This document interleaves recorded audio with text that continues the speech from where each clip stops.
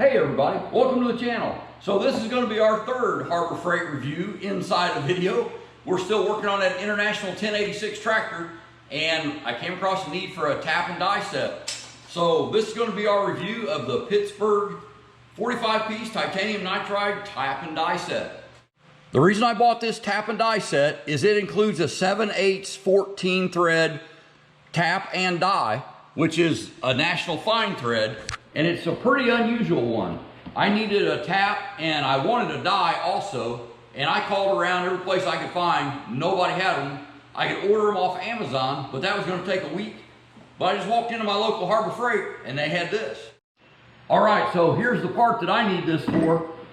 This is a wheel wedge for my International 1086 tractor. And the way I got this apart was I got this one out, and then to drive this out, I had to, you can see where I beat on it with a impact gun to drive this wedge out. But I don't know if you'll be able to see it, but it kind of damaged the threads around the end of this. And this 7/8 14 national thread bolt will no longer go into that. And I thought I could just spin it around and thread it in, which I did, but it got stuck down here on the end, and then it started to burger up the threads on this bolt a little bit. This part is $300 if you can find one. So that's an old, kind of almost antique tractor, and I thought the only way to save this is a tap and die set. So that brings us to the Pittsburgh tap and die set. Okay, so let's open this up. And this has got from 1/4 inch all the way up to 1 inch, both fine and coarse thread. So it's a pretty complete set for SAE. They do have a metric set that's the same, and honestly, I'll probably go buy that one too, because I'm a little bit impressed with this. So here's this 7/8 by 14 tap that I need to save this tractor part.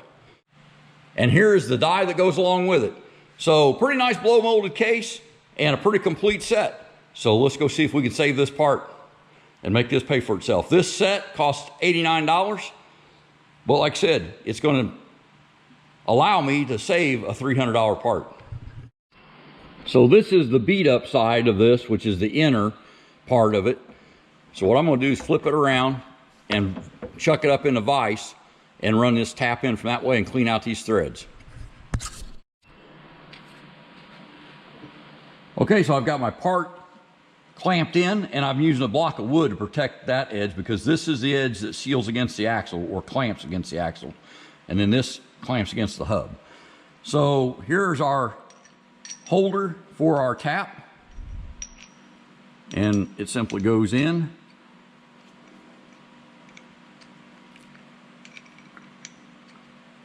and tightens down to hold this tap.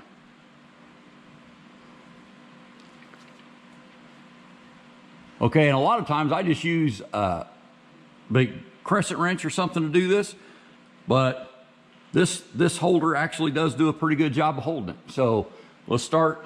Throw a little PB blaster in here to lubricate it, and I'll spray a little bit on this tap as well. And then obviously this is designed to cut threads, and we don't really want to do that. We just want to chase them. So we have to carefully get it started to make sure we don't start right off cutting new threads. Okay, and these threads, like I said, were pretty good already on the back side. It was just that front edge that I beat up with that impact gun. So the way to do this, to clean them out, is do like a turn, then back it off a half turn, and starting to get some grime in there, so having to do a little bit of effort now.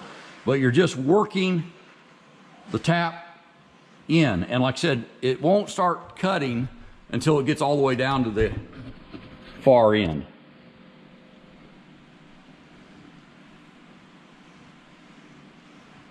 I don't know if you can hear that. It's doing some grinding.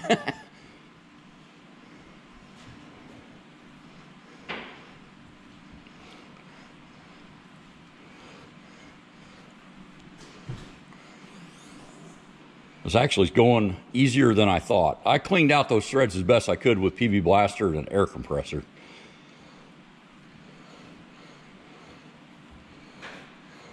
But when I threaded that bolt through, like I said, it kind of messed up those threads at the tip of that bolt.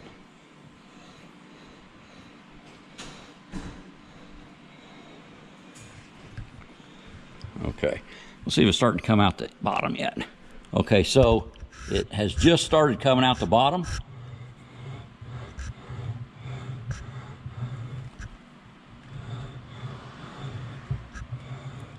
And once I get maybe a 1/4 inch, a 1/2 inch of this tap through here, I'll call it good and bring it out.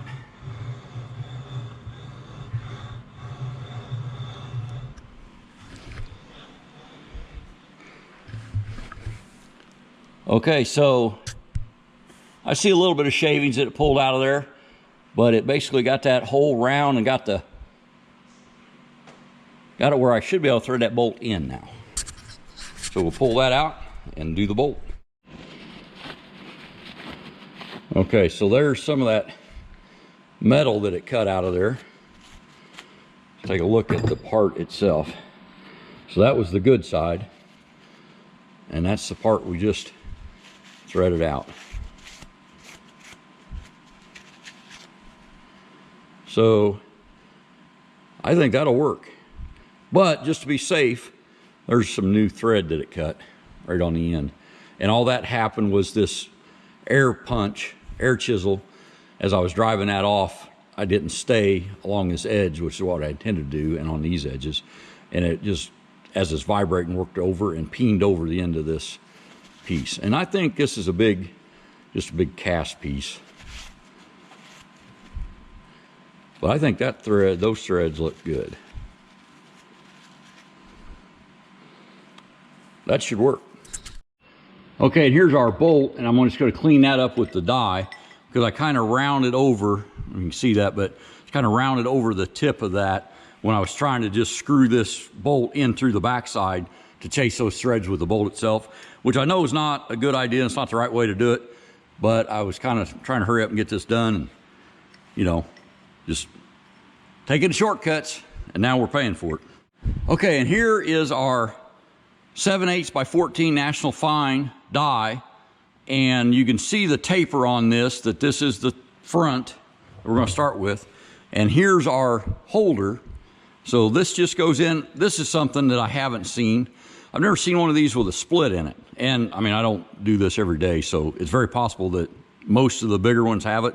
I've usually messed with nothing over 1/2 inch, but it's got a indentation there and there, and one in the center, and that's our 3 screws. So we'll line this up, and you want to make sure that you put this so that the open end is on the bottom. So right there's the closed end, the end that has the teeth all the way to the edge. This one, if you can see that, the first couple teeth there, so you can see it, are open. So we'll put that in, line it up, tighten it up, and clean these threads up. A frustration I've always had with tap and die sets is, it seems like the handles they send never hold them. We'll see how this one does. It looks like it's going to be all right. And on this, it's critical to not cross thread it. You have to start it straight. So you don't want any resistance in turning. There we go. And there might be some because that first thread is a little bit burgered, but that's what we're going to fix. Okay, we're going to throw some PB Blaster on it.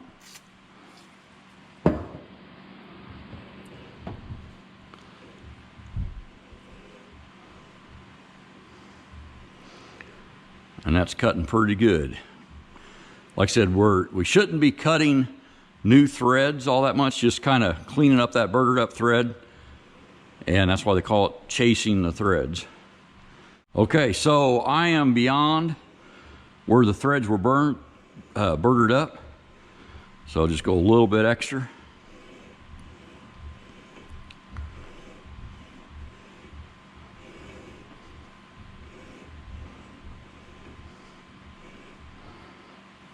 A little more blaster on that.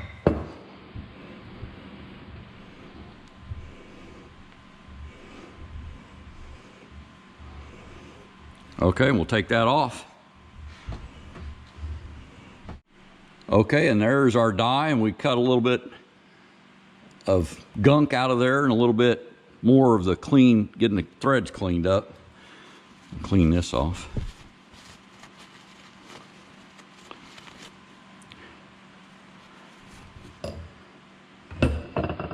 Okay, let's go check it out and see how it did.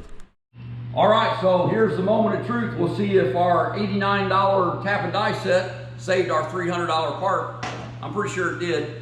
And you can see this is the side that was damaged. Put that down and then see if this bolt will thread into it. It would not a few minutes ago. There we go. Look at that. There's the proof. So these tools that came in this $89 set, so see, I've got 4 of the pieces, so there's still 41 pieces in this set that can do us whatever kind of good they can. But to save $200, these 4 parts, I guess, was absolutely worth it. So we definitely have to give the Pittsburgh 45-piece tap and die set a thumbs up. We like it. Hope you liked the video. If you do, we appreciate a like, and definitely subscribe to see more.